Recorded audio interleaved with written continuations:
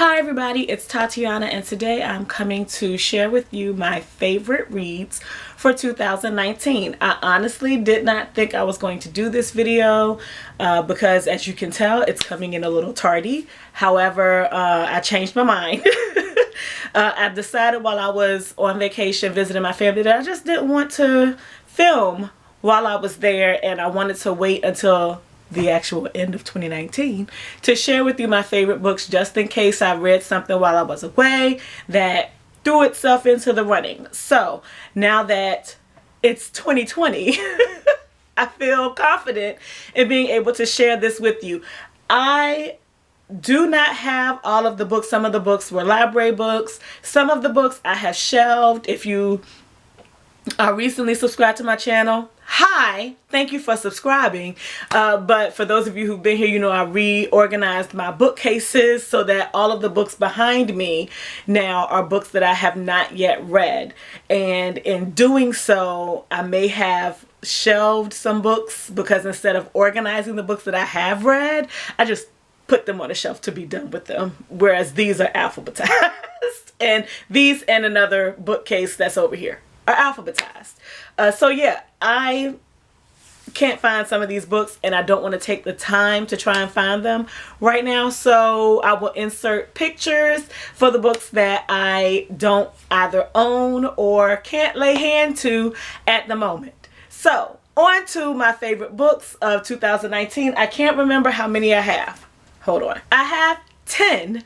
We're going to get the obvious elephant in the room out of the way. Okay? And that is this hunker right here, which is The Count of Monte Cristo by Alexandre Dumas. I started 2019 and this is really the main book that I owned that I wanted to read. And thankfully Dee Dee decided to do a read along for this at the end of the year because we got to October and I had not picked it up. Problems. So thankfully, Dee Dee did a read-along for this, which pushed me to read it, and then we did the live show, so thank you all who tuned in to that. And I cannot say enough about this book. All of the machinations that went through, like, and those of you who have been watching me for a while, this book is heavy.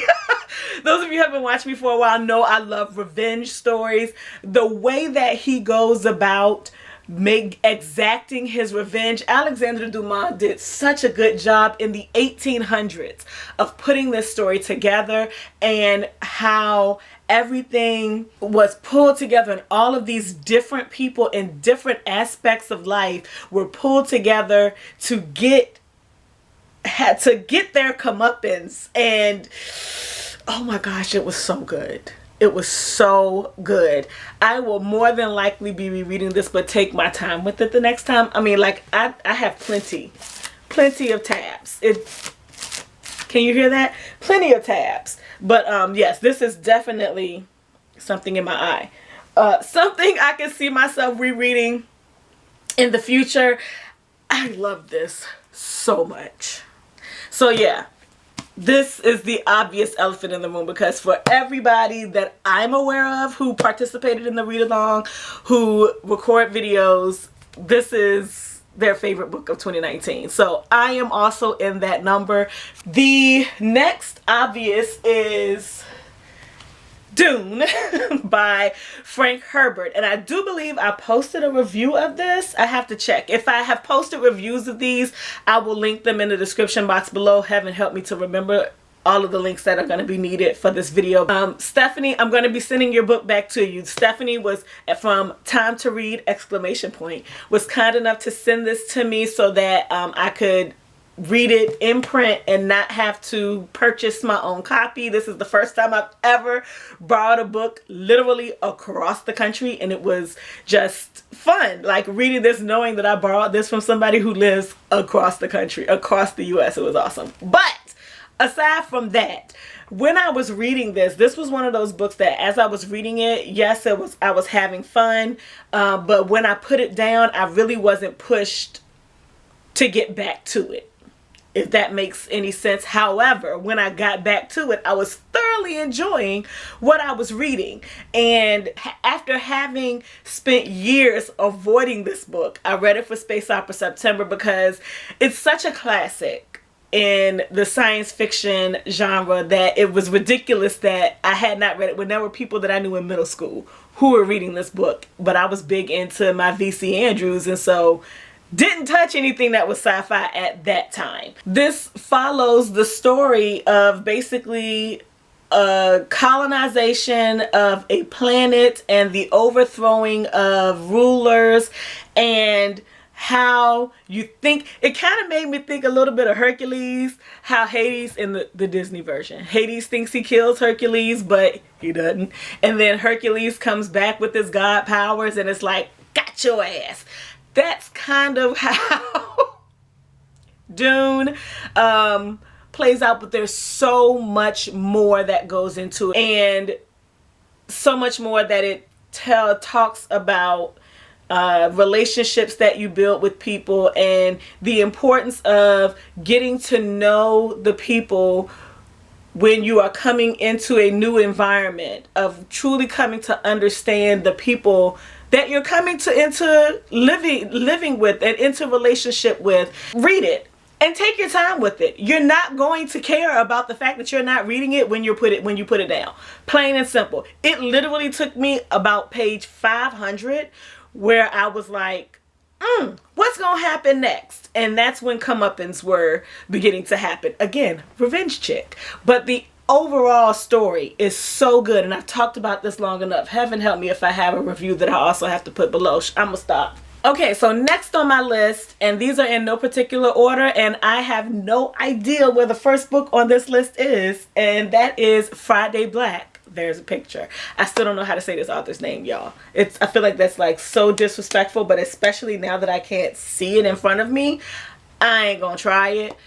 This is a collection of short stories, and I almost paused in putting a short story collection on the list because I don't read enough short stories, in my opinion, or I don't read a lot of short stories to then make the determination that a short story collection is going to be on my favorite books of 2019 list. However, of the short story collections that I read, this was boss.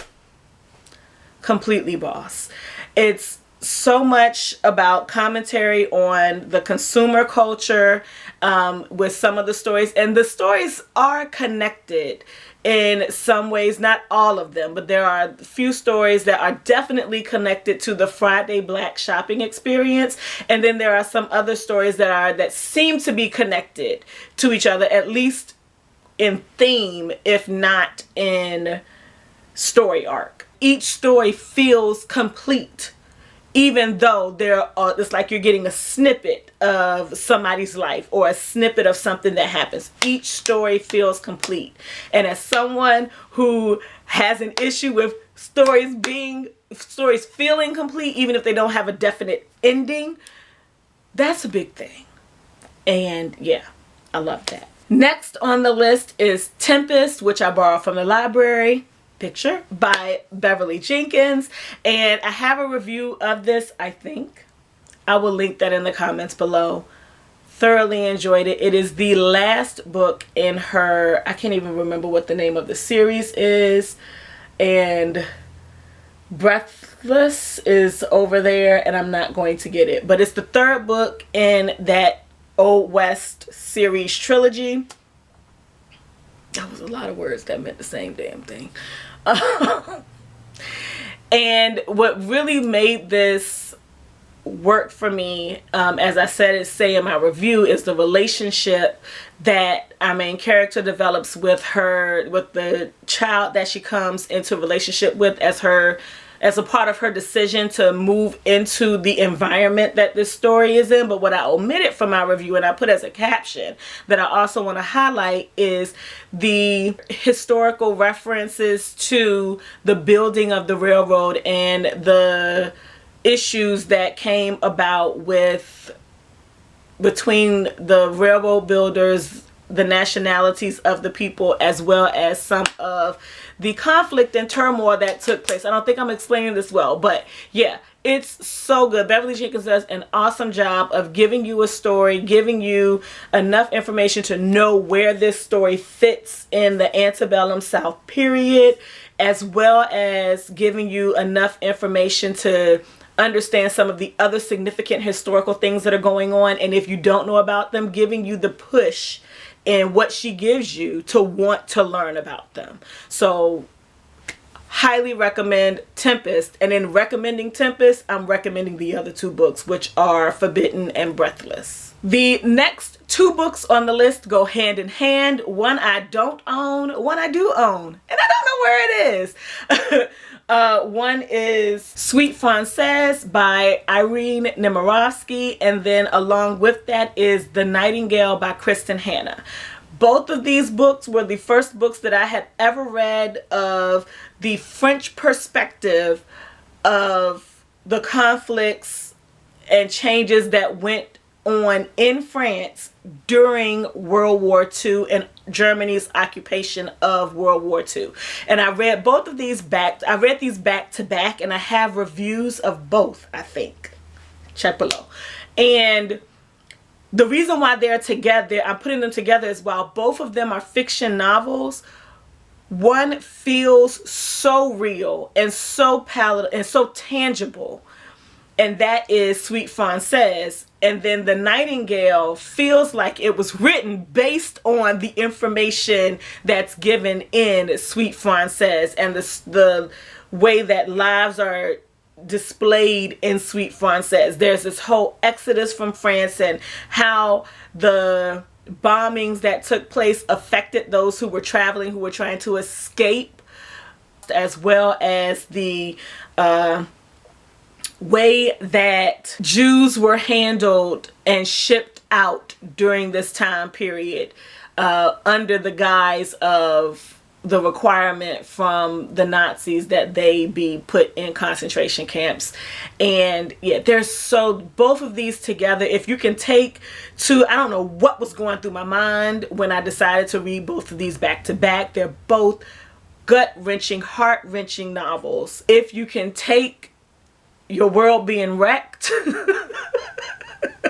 for over the course of two books, I would definitely recommend reading both of them, and I would certainly recommend reading them back to back, because I just think they complement each other so well, even with them being written completely differently, being written at two different times. Irene Nemirovsky's novel in itself was not finished before she was murdered, and it's so powerful. If you can't make yourself read both, I would definitely suggest Suite Française over The Nightingale, but both of them together is what pushed The Nightingale up into being in this video. The next book on this list is Rosewater by Tade Thompson. I don't own it. I borrowed it from the library. It's fucking awesome. The review will be linked below. It is about a town in Nigeria where this dome has made itself a thing. And as a result of the dome, there's a change that happens in a large number of the people who live in this town. And Rosewater is a town that's basically built itself up around this dome. And our main character is a character who's mentally affected with his cognitive abilities by the coming of this dome and the beings that are inside. And it's just freaking awesome. I haven't read book 2 yet.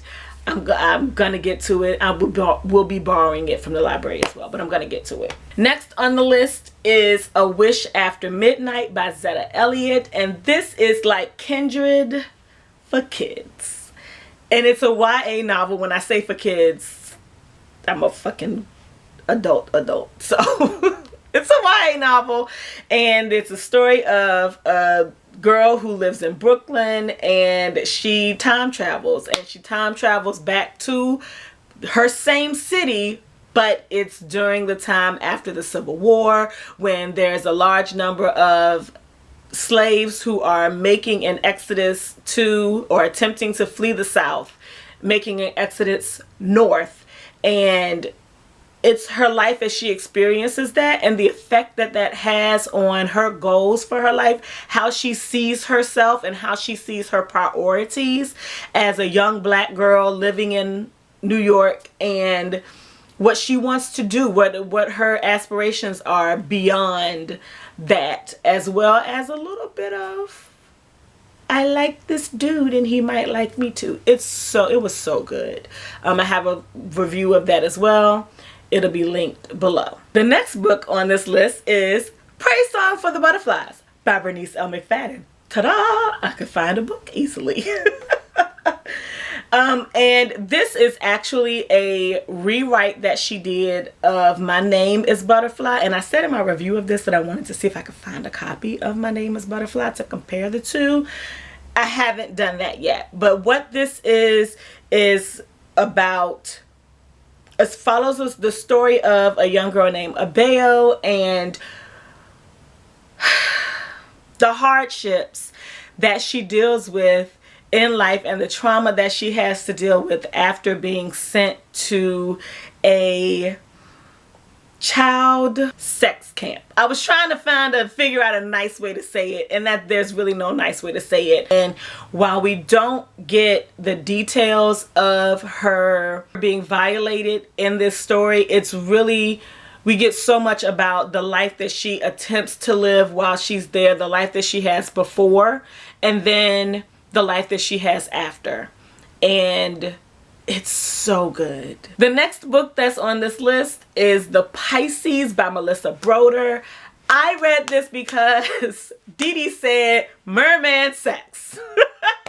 And so I picked this book up, and I really did not expect to like it as much as I did and to pull so much more from it than what it's just giving you in the story. I have a review of this, I think. Also, I will link it. I either talked about it in a review or I did a wrap up of it. But I remember speaking on it and talking about how much I felt that it had to do with addiction and how you feel, how people who struggle with addiction feel when they are lacking in whatever they are addicted to, and how little care they have for those that they are involved with if it's preventing them from getting the high that they get from that addiction. That whole story hit home in a way that I did not expect it to, from someone who literally just went into it because Dee said mermaid and sex. So my camera just stopped recording.